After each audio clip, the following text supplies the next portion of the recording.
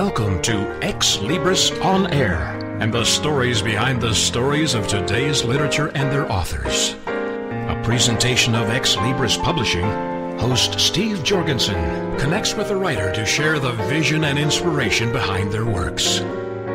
Insightful, informative, and always entertaining, please welcome host Steve Jorgensen and this week's edition of Ex Libris On Air. The title of the book, C.H.A.P.P.S, C.H.A.P.P.S, an acronym for Clockable Hours Application Process Pay System.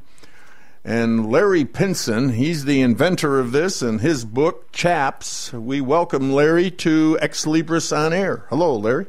How you doing, Steve? Great to have you with us. You say the pay system used by the U.S. postal employees to record clockable hours is complex and difficult to comprehend even by the supervisors, not just the employees. So your system, you call it C.H.A.P.P.S, is a simplified pay system designed for the postal payroll system, and in fact it could be used in many different applications. Well, first of all, Larry, why don't you give us a little of your background and why you decided to do this? Okay, first of all, I was working for the post office for 15 years, and when I got there, I wanted a job very badly, and so they told me that I would be getting 20 hours, guaranteed 20 hours a week for pay, and then I went in a panic mode. I said, I can't live off no 20 hours a week for pay, and then they said, oh, don't worry about it. You will get 40 hours a week, and you will definitely get overtime, okay? And I said, well, okay. And that came to be the truth. I got 40 hours a week, and I got overtime. But so I was wondering where the money came from for overtime. See, the post office don't have money for a part-time worker. The money, only the full-time workers can get the money. That's the reason only a full-time worker can get a bid. A lot of postal workers don't understand what a bid is. So let me break it down to you. A bid is a yearly schedule. Your start time and ending time and your days off. That's all what a bid is. Okay. And a full-time worker, they cannot get their clockable hours if they don't come to work. If they don't come to work, they are not entitled to clockable hours. And so therefore, they have to pay somebody else to do that work. And that's when the post office should fill in a part-time worker to take his place, or either fill in a full-time worker that's on a non-scheduled day, on the 6th day, or either on the 7th day. That's how it's supposed to be done. Now I'm gonna break it down to you. Like I'm gonna give you an example for the letter carriers. Okay, the reason we have the letter carriers deliver mail late in the afternoon is that they're not scheduled properly. They're only scheduled for a five-day work week, and you have to schedule the people, well, everybody, for a 7-day regular work week and an 8-day holiday work week. That's including Saturdays and Sundays. Okay, the Postmaster General, he noticed, and all they're doing is scheduling people for a 5-day work week. So what they would say, let's cancel the Saturday and Sunday delivery day, and then they'll put that in the paper.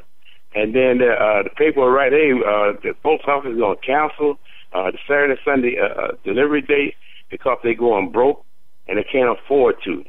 Now, the post office do not pay their employees. I'm going to make that perfectly clear right now. We pay ourselves. But anyway, I'll break it down a little bit further. If you read the book, you understand exactly where the money goes. So there's a lot of myths in the post office. The post office employee will tell you they work 8 hours a day for 8 hours pay, That's not true. The postal employer will tell you that they get paid every 2 weeks. That's not true. They'll tell you that they work a calendar year, 52 weeks, and that's how the base of the payment is based on, the yearly salary is based on. That's not true. It's actually based on a 3-year fiscal year pay system. It's 3 years and 1 calendar year pay system. That's why everybody, they tell the employee that your retirement pay is based on your highest 3. But they never explain to you that you're working on the 3-year system. And if you read the book, and you'll see how all the money is broken down and carried out. See, with the main thing, the postal worker have to understand, all they want to do is overtime, okay? But there's no overtime in an 8-hour day. So the postal supervisors will not schedule the work week properly, and so you have to schedule the work week, schedule it on, and then you got to schedule it off. With my 4-in-the-box pay system, that's the only way it'll work. So using a letter carrier, you got to have a letter carrier work 5 days and be off Saturday, Sunday, Sunday, Monday, Tuesday, Wednesday, Thursday, Friday. That means that you have 4 letter carriers, and you have to divide up in three bids, 2 7-day bids and 1 6-day bid, to come to a total of 160 hours that you have to work in that 1 week, and then therefore that'll give the worker to be off those Saturday, Sunday, Sunday, Monday, Tuesday, Wednesday, Thursday, Friday, but it always be 3 employees working during the week, and on Sunday it'd be two employees working, and that's how you would eliminate the overtime, and if you keep that schedule, and you can use this nationwide in any job. Okay, I get to use the example of letter carriers, and then if you want to go to the AO, AO is area post office, and a lot of times you have long lines in there, and people are agitated, the employee and the customer, because they feel that they don't have to send a long line. Okay, if they're properly scheduled in the AOs, you wouldn't have that problem, not at all. And so in the AOs, they would have to use 2 tours, tour 2 and tour 3. Schedule the people that are properly, no problem. And then in the plants, you got to use 3 tours. Tour 1, tour 2, and tour 3. And they have their proper pay location. The key to this, you got to make sure that you put everybody in a proper pay location, and then you got to explain to the worker that it's how long is a pay period. In order to earn week 1 on your paycheck, you have to work 160 hours in order to earn 1 week 1. And then on week 2, you have to do the same thing. You have to work another 160 hours to earn another week's pay. But all this is calculated into different sections and different boxes, I call it. And so as the day is broken down, people think that you work 5 days a week for your pay. That's not true. You have to fill different boxes. So in other words, you have to work, and the pay period is over. You have to work 320 hours. 80 hours go for this year's salary, 80 hours go for next year's salary, and 4,160 hours go for your benefits. And that's how it's worked out for 26 pay periods. And you don't get a check every 2 weeks. You get issued a check every 21 days. And it's not a total of a 52-week pay system. It's a 60-week pay system.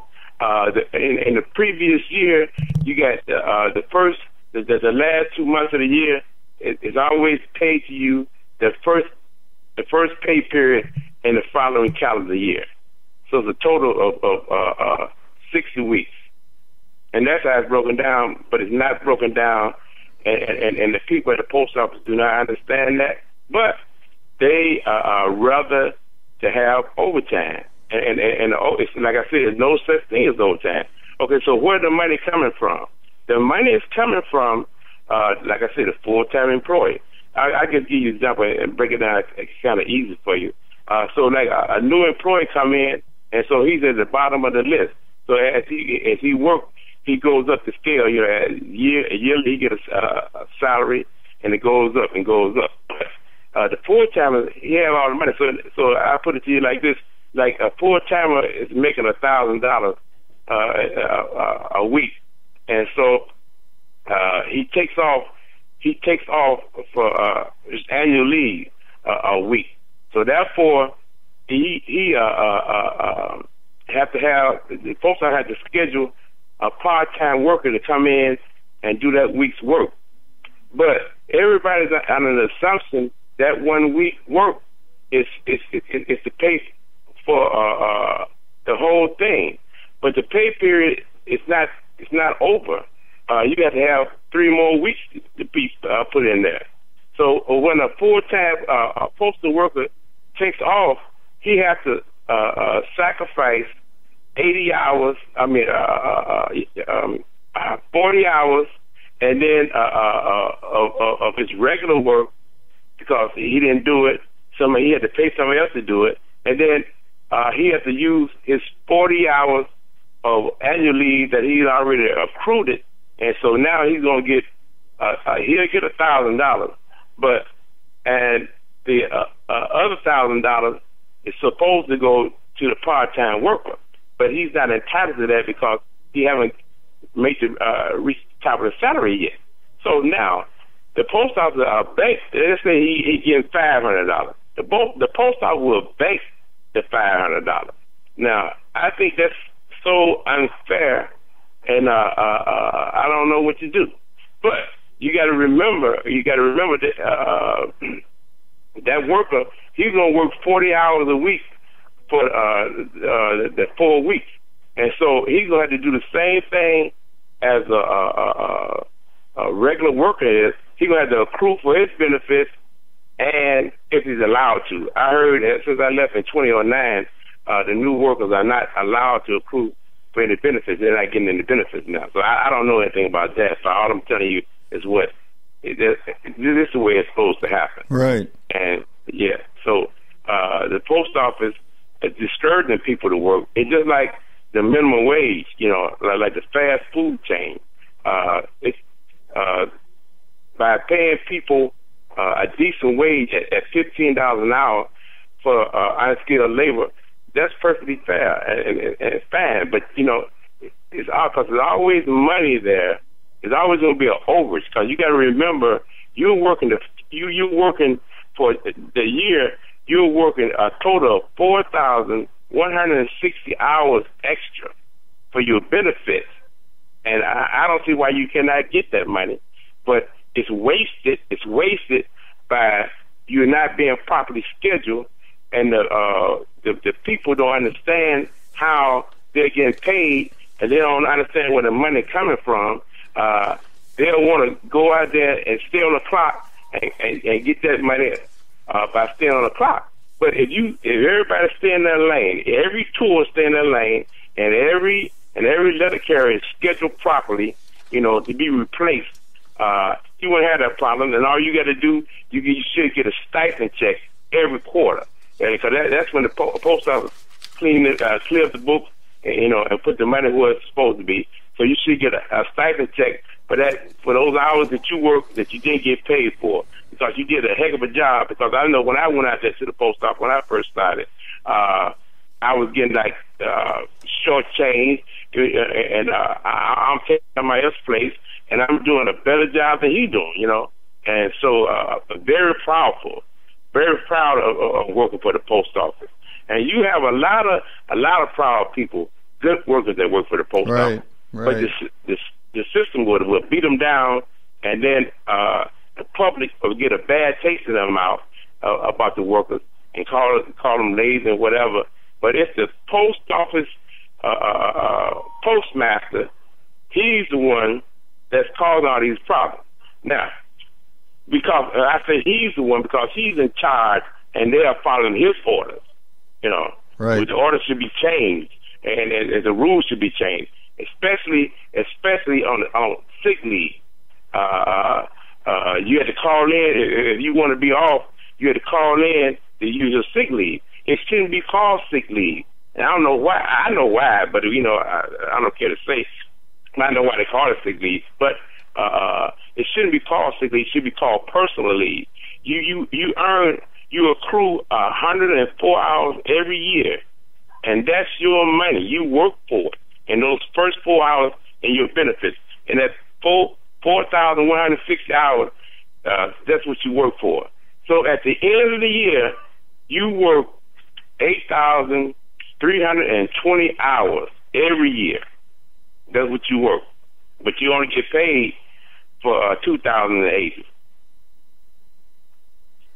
Well, it's a creative way to look at all this and a way to help make sense out of it for most people, like you point out, who work for the post office who don't understand, even the supervisors. So Larry Pinson, he is the author of his book, C.H.A.P.P.S, Clockable Hours, Application Process Pay System. Larry, what's the best way to get your book? You go to Ex-Libris, or either you go to my website, C.H.A.P.P.S and you'll see my author name and all the information on it. You can get the book two different ways. You can get the paper copy, or you can get an e-book. The e-book is less than $4, and the paper copy, I think it's $22 plus postage.